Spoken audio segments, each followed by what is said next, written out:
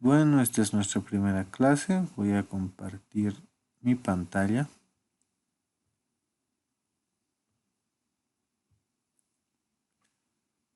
Vamos a empezar teniendo estos puntos como un índice.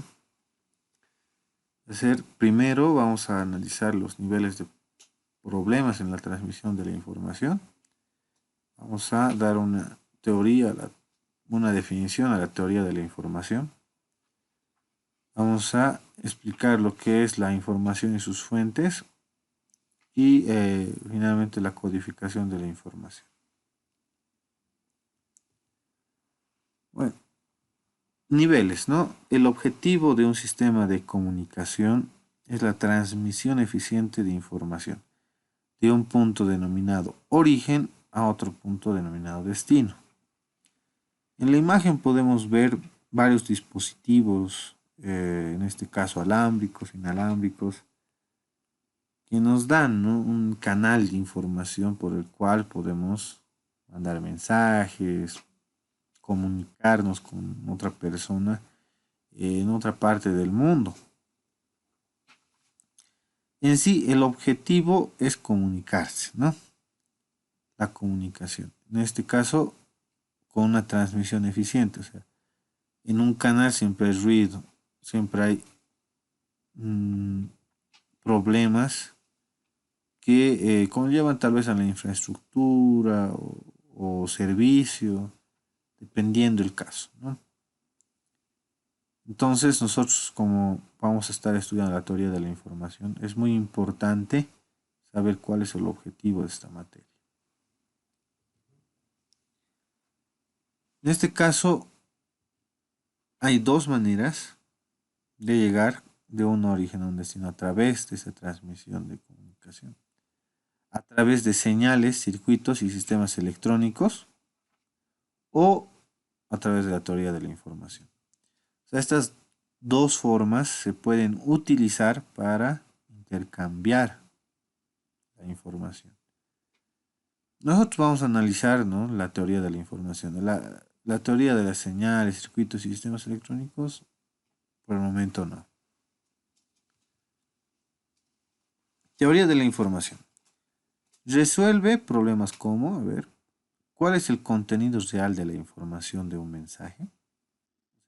Vamos a analizar si ese mensaje tiene o no tiene información. Y si la tiene, ¿cuánto vale? ¿No? De entrada, si una información es muy probable, tendrá una cantidad de información alta o baja. Cuando algo nos sorprende, así en la vida cotidiana, esa información es rica o es pobre. ¿Qué creen ustedes? A ver, por ejemplo, a ver, cuando nos dirían mañana es el fin del mundo, la probabilidad es baja, ¿no? Pero si nos dirían con tal afirmación, a nosotros nos sorprendería. Entonces, ahí podemos decir que entre la probabilidad sea menor, más impacto tiene en la persona o en el medio que vamos a informar. Entonces, eso tiene mucha información. O sea, son inversamente proporcionales. A menor probabilidad, mayor información.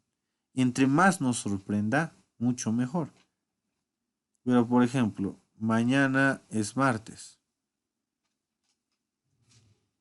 ¿Qué probabilidad tiene eso? Alta. Alta, o sea, es del 100%. Entonces, no hay nada de información ahí. ¿Por qué? Porque no nos sorprende. Es algo que ya sabemos que va a pasar. Es muy probable. Entonces, bajo ese sentido, ya vemos, hay un análisis de lo que es la información y de cuánto nos ayuda. Entre varias formas de expresar un mensaje, ¿cuál es la óptima? Si queremos optimizar tiempo invertido para transmitirla, ancho de banda, cantidad de símbolos o señales para representar. O sea, otro problema que resuelve esta teoría de la información es optimizar el mensaje. Por muchos problemas puede pasar que el mensaje no llegue a su destino, ya sea infraestructura, ruido, que el mensaje sea hackeado, o sea, ya hablaríamos de la seguridad de la información, abarcaríamos otra cosa. Pero si el mensaje es óptimo, nosotros vamos a poder decir que el tiempo invertido es menor, que se ha consumido poco ancho de banda, o sea, que no, que no se ha utilizado los recursos en su totalidad y se puede reutilizar inclusive eso para otros mensajes, ¿no? Cantidad de símbolos, el ancho, bueno, la memoria que se puede utilizar o señales para representar. Si los mensajes se codifican para su almacenamiento y transmisión, ¿cómo selecciono o diseño un código óptimo para ello?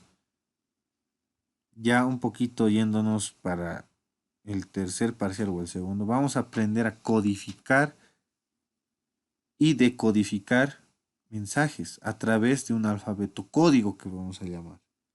Ese alfabeto código vamos a ver que no siempre es óptimo y para ser óptimo va a tener que pasar por una serie de pasos y vamos a lograr un código óptimo. Y ese código óptimo me va a permitir responder al segundo problema, ¿no ve? También el mensaje va a ser óptimo. Si el código es óptimo, el mensaje obviamente va a ser óptimo. ¿Cuál es la capacidad máxima que un medio o canal específico de comunicación tiene para transmitir información? Igual, vamos a medir, en este caso, la capacidad que tiene ese canal para transmitir los datos, para que no se queden en una cola de espera, para que ese canal sea sin ruido, para que sea eficaz y eficiente. ¿Cómo se acopla, el canal de comunicación con la fuente de información? A fin de lograr la máxima transferencia de información por el canal, con mínima probabilidad de pérdida de información. O sea, lo peor que puede pasar en este caso es perder la información a causa del canal de comunicación. Entonces, para eso, ¿qué necesitamos? Que este canal de comunicación se acople a lo que es la fuente de información. Pero antes, nosotros debemos optimizar estos dos, ¿no? La fuente de información se remite netamente al mensaje. El canal de comunicación es por donde va a pasar el mensaje y estos dos deben ir de la mano, ¿no? ¿Cómo puede el receptor de la información procurar que la posibilidad de error sea mínima? ¿Cómo puede darse cuenta del error y corregirlo? En este caso, vamos a estudiar una parte de lo que es el análisis de todo el funcionamiento de un mensaje desde el receptor, desde el emisor, desde su canal. Y en ese aspecto vamos a ver cómo nosotros podemos recepcionar esta información y asegurar de que el código o la fuente, en este caso el mensaje, no sea con errores, ¿no?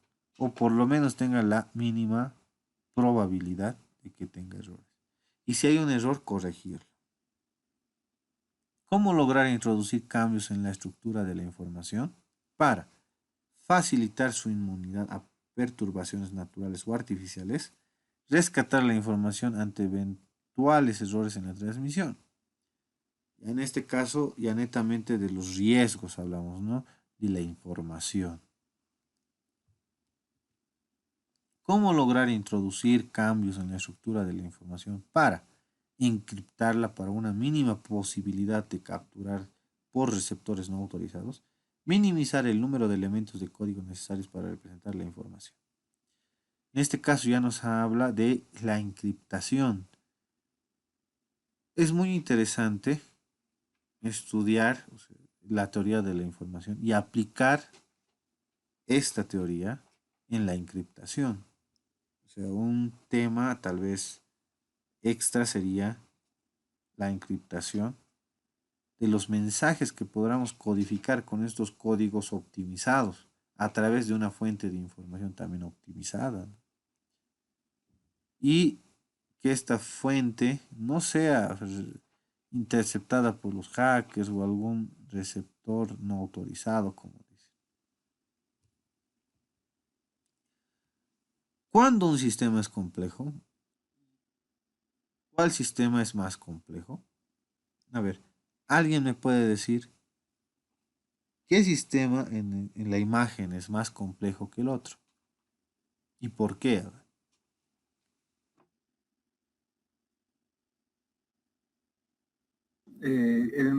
Uno más complejo podría ser el sistema web porque tiene más puntos, así por decir, más relaciones, más enlaces. Así más o menos lo veo yo.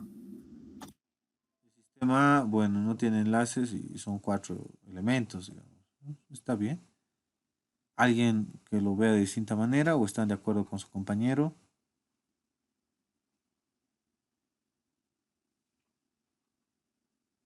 Estoy de acuerdo, Galaxy, con mi compañero. Está de acuerdo. ¿Ya? ¿Alguien que no esté de acuerdo?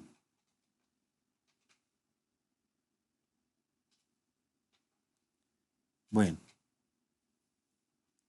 yo les diría, y un estudiante me decía, que es depende la manera en que lo veamos. Su compañero ha tenido la percepción de que el sistema B es más complejo que el sistema A. En este caso, por los enlaces y también por los nodos. En este caso, el sistema A tiene 4 y el sistema B tiene 9.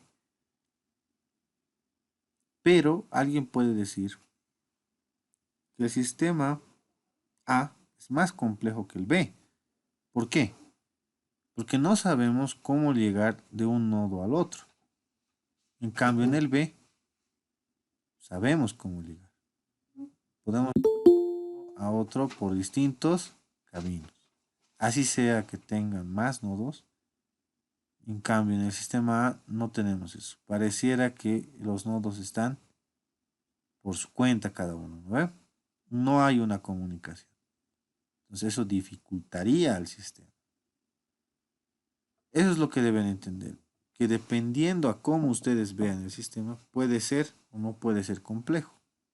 No siempre vamos a tener la misma percepción.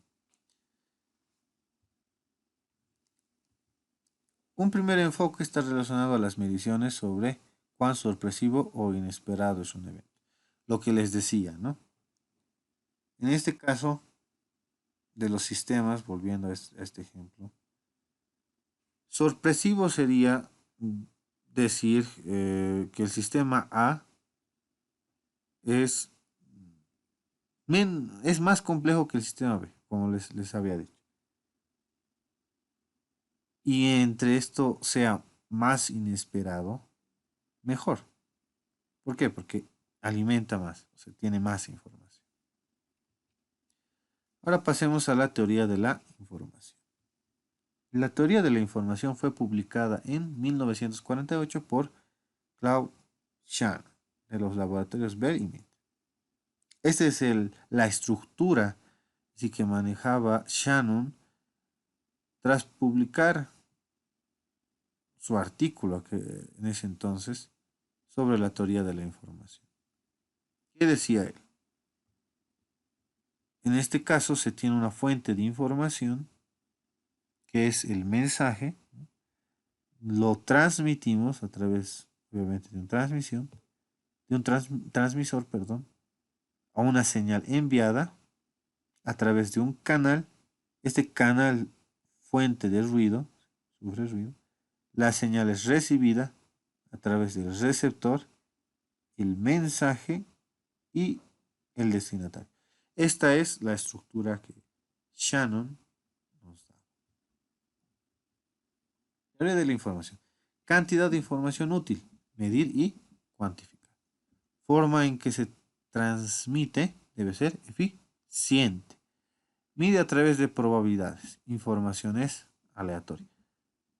O sea, puede que sea o no sea probable, ¿no?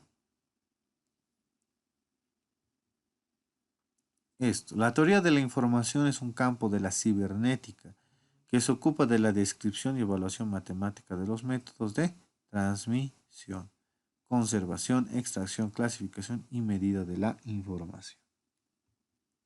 El estudio de la teoría de la información debe permitir conocer técnicas de cifrado, corrección y detección de errores, eliminación de la redundancia. Cuando un mensaje es redundante, tiene errores y no tiene ningún tipo de cifrado, es vulnerable a ser interceptado. ¿Ve?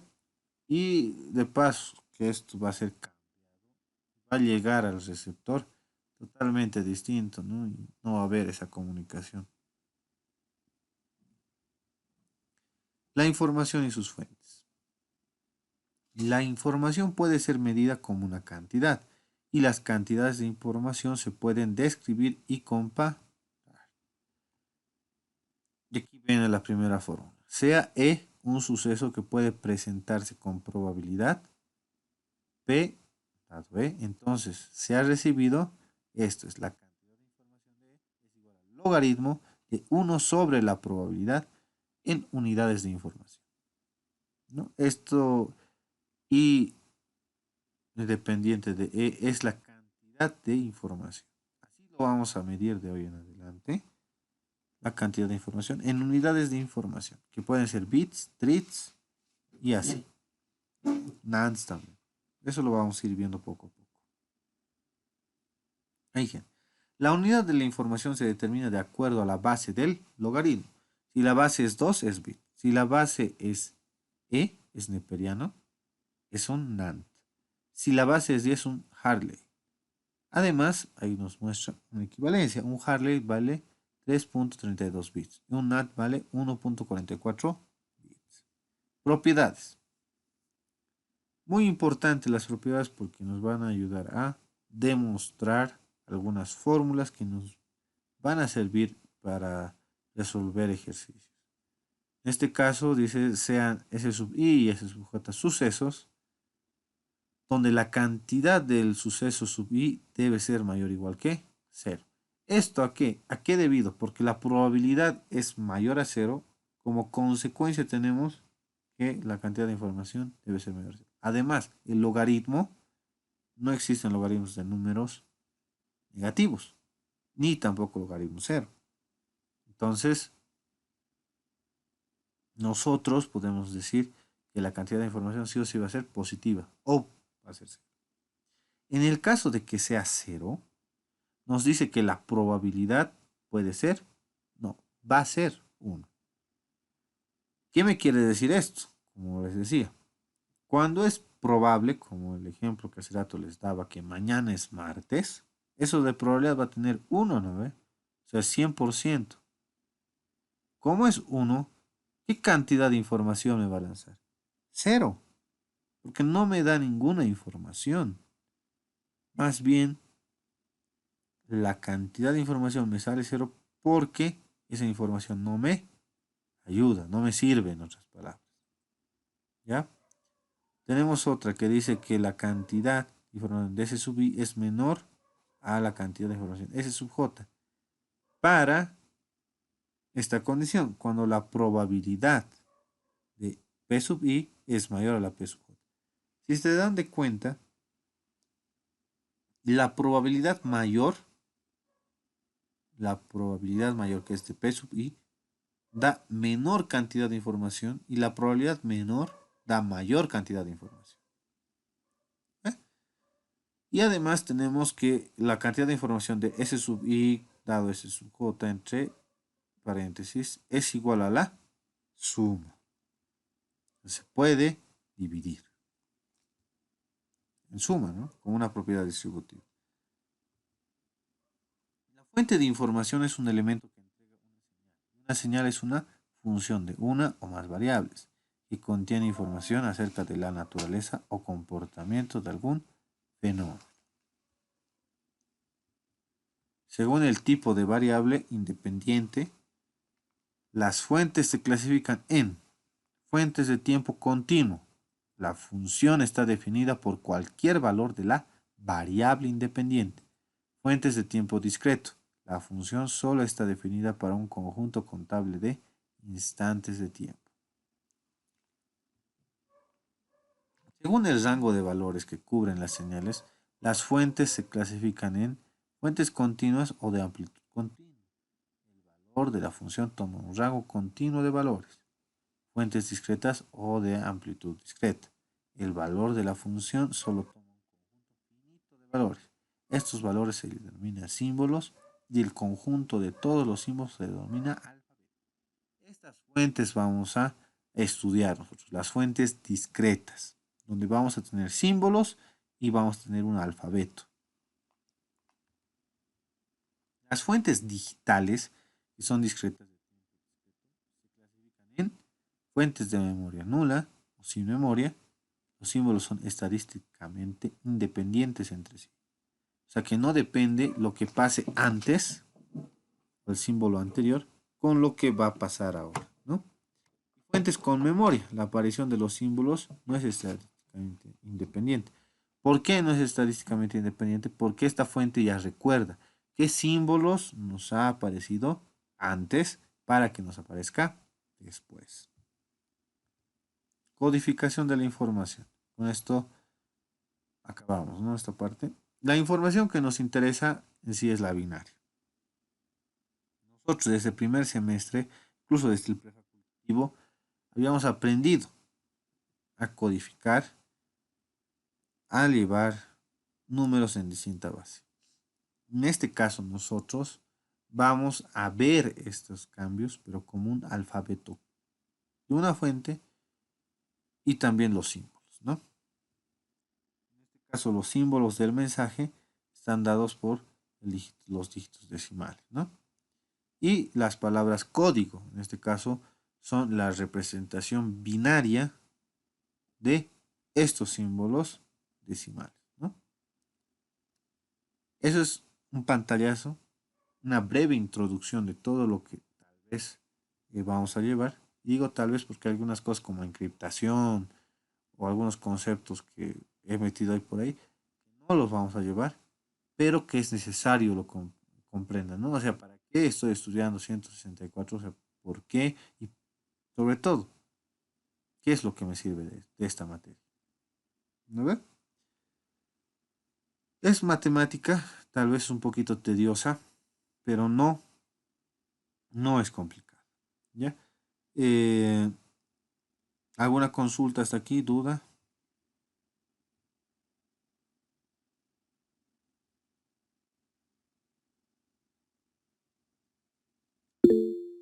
Todo claro, Auxi. Gracias, Mauricio.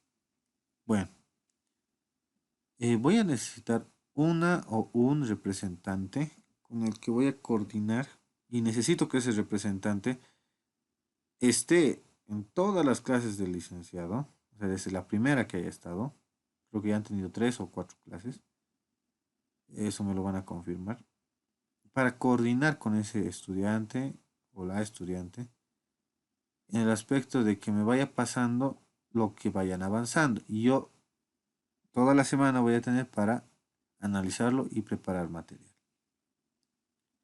Claro que tengo material, ¿no? O sea, mis diapositivas, todo, pero ejercicios, netamente, que es lo que les interesa, ¿no? Entonces, ¿quién se ofrece como voluntario y también, ¿no? Se compromete a ir todas las clases más que todo? Sobre todo eso necesito.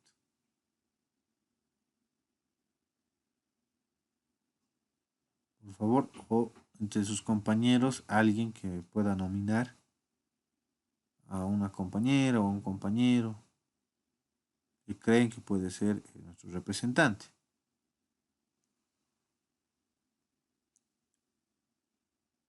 O sea, todos no están seguros de asistir a todas las clases.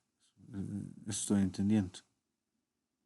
Sí, disculpe, el licenciado antes de las clases sube sus videos y después acuerdo a lo que has subido, solamente repasa una parte y así el licenciado lo sube los videos ya. Ah, ya, ya. Pero seguramente toman apuntes, ¿no? ¿O no toman apuntes? Bueno, por mi parte, yo no, sus videos nomás lo vuelvo a ver una y otra vez. Ya. ¿Y sus videos cuánto duran? Son cortitos, sube 4 videos, a veces un video, 2 a 3, así. Ah, ya, ya. Entonces, gracias. Gracias, Jessica, ¿no? Sí, Gracias, Jessica. Entonces, pues, no voy a necesitar ayudantes. Si es el caso, entonces yo voy a ver los videos y de ahí voy a preparar material. ¿Ya?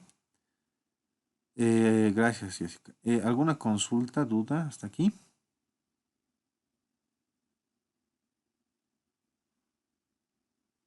Bueno, voy a dejar de compartir.